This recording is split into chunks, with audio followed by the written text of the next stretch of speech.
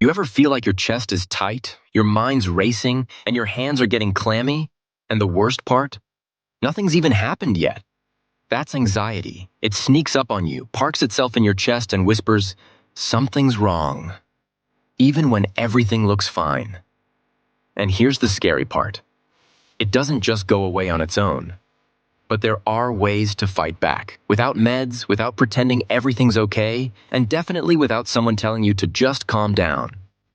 Anxiety is like your brain hitting the panic button because it thinks you're in danger, even if the only danger is an unpaid bill, a work email, or a text you haven't answered. And if you've ever found yourself pacing the kitchen at 2 a.m., trying to quiet a storm in your head while the rest of the world sleeps, you're not alone. Here's the good news. Your brain may start the anxiety, but your body can shut it down. Not with willpower, not with distractions, but with science-backed body-first tools that tell your nervous system, "Hey, we're safe, chill." These three tools, they work, not in theory, in real everyday life. I've seen people use them in airports, offices, grocery stores, even right before a wedding speech. And they're simple. Let's go. First, breathe like a monk, or better yet, like a Navy SEAL. There's a reason elite soldiers train their breath. Because when your body believes it's safe, your brain follows, and vice versa. Most people think anxiety is just in their thoughts. Like if they just stopped thinking so much, they'd feel better. But that's not how it works. Emotions, especially fear, live in the body first. When your brain thinks there's a threat, even if that threat is just an awkward conversation you've been avoiding, it fires up your sympathetic nervous system. That's the one responsible for fight, flight, or freeze. Your heart speeds up, your breathing gets shallow, and your muscles tense. Your body gets ready to run from a lion.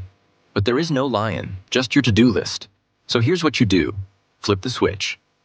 Use the 4-7-8 technique. Inhale for 4 seconds. Hold it for 7. Exhale slowly for 8. Repeat 4 times. Sounds too simple? Harvard Medical School did a study in 2019 and found that this kind of controlled breathing lowers cortisol levels, that's your stress hormone, and activates the parasympathetic nervous system. That's your rest and recover system. Basically, it tells your body, it's okay, no one's chasing us. You can do this anywhere, sitting in traffic, standing in line at Target, or lying in bed. Most people feel a shift in their body within 3 to 5 minutes. Do it daily for a week, and you'll start to feel like you're in control again. Now here's the kicker. Combine it with gentle movement like stretching or yoga, and you'll start to feel like yourself again within 2 weeks. That's not a guess. That's from real clinical trials. Next, the 3-minute rule. Anxiety loves drama. It tells you, this will never end. You'll always feel this way. But here's the truth. No panic lasts forever. No storm stays overhead forever. Sometimes it's just a cloud passing through.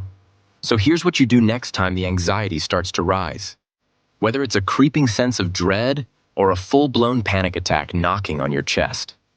Set a timer for 3 minutes.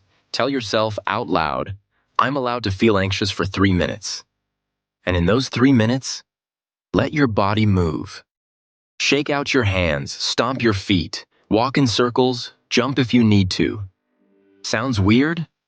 It's not. Your body is loaded with adrenaline, and it needs a release. Don't suppress it. Don't sit still and hope it passes. Let it move through you. Then plant your feet on the ground. Literally. Feel your weight.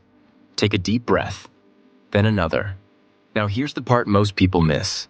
When the 3 minutes are up, you stop. You breathe. And then you act. Take one small action that moves you toward the thing you were anxious about. An email?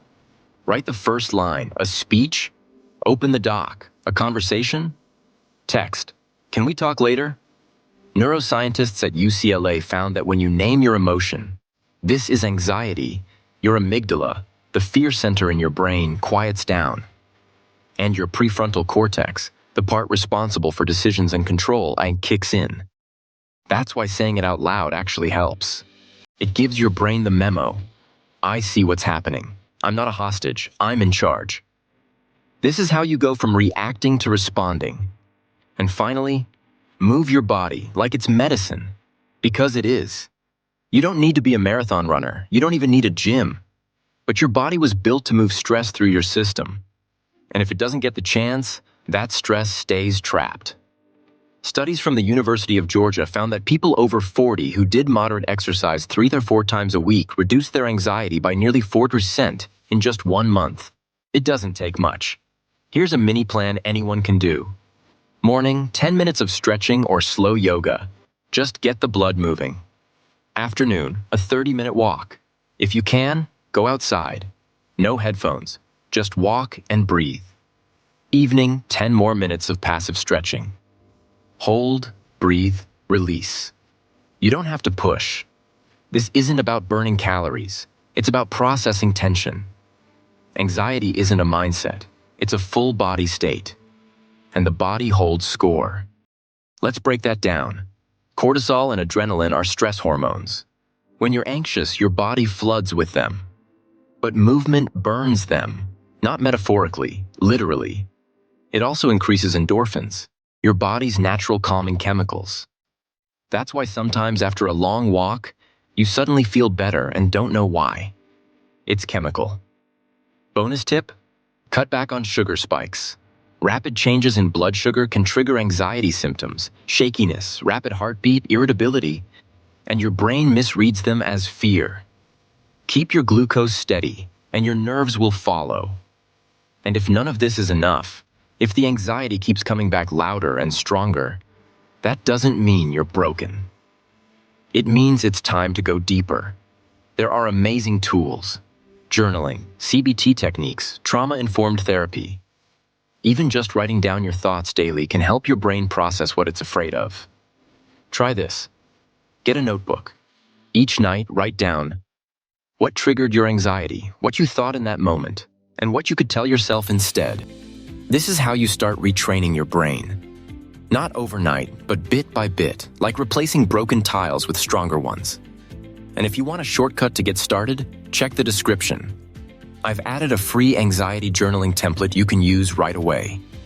You are not weak for feeling anxious. You are not crazy. You are not broken.